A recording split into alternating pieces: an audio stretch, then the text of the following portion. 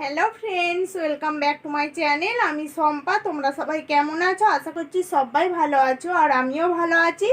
আবারও তোমাদের সামনে চলে এসেছি আজকের নতুন একটা রেসিপি নিয়ে।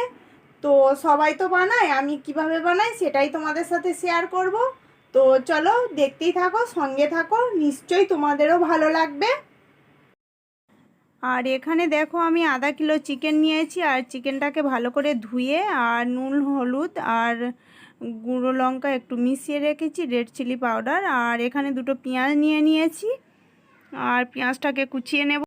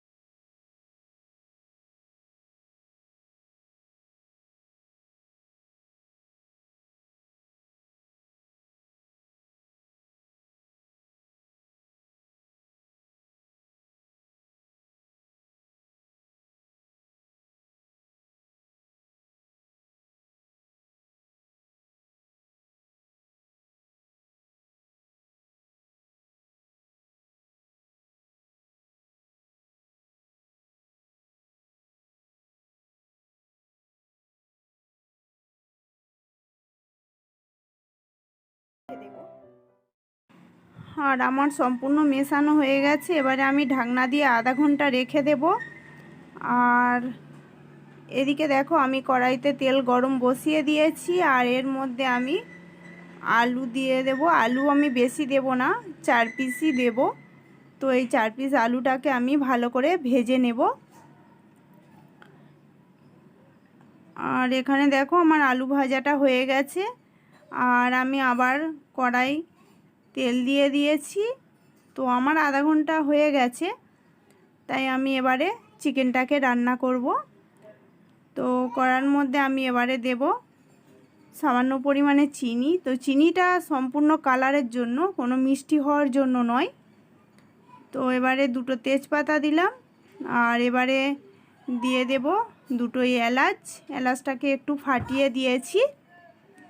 আর এর মধ্যে আমি দেব দেখো 6টা গোলমরিচ দিলাম, একটা শুকনো লঙ্কা, আর দেব লবঙ্গ দিলাম, আর এটা হচ্ছে দারচিনি, মানে মিষ্টি কাঠ দিয়ে দিলাম।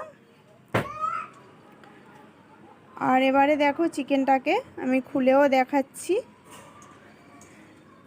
আর এখানে আমার এগুলো একটু ভাজা ভাজা হয়ে গেছে। এবার আমি চিকেনটাকে এর মধ্যে দিয়ে দেব, দিয়ে কষাবো। আর তেলটা আমি অল্পই দিয়েছি, কারণ আমার চিকেনের মধ্যেও তেল দেয়া আছে, তাই আমি অল্পই দিলাম।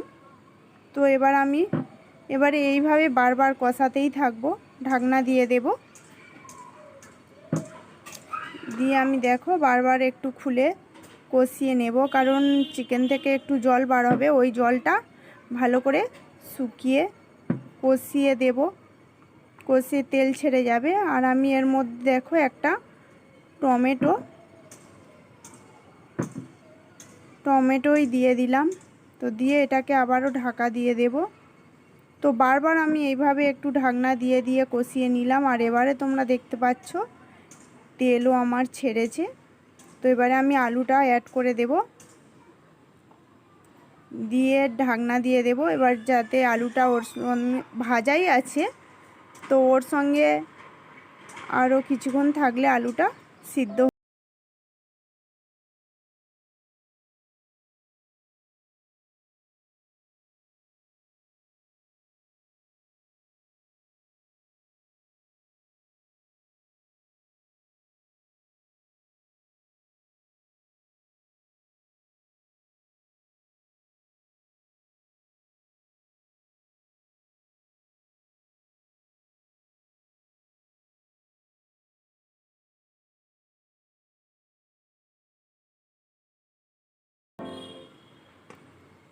আর দেখো আমার এখানে চিকেনটা সম্পূর্ণ রেডি হয়ে গেছে।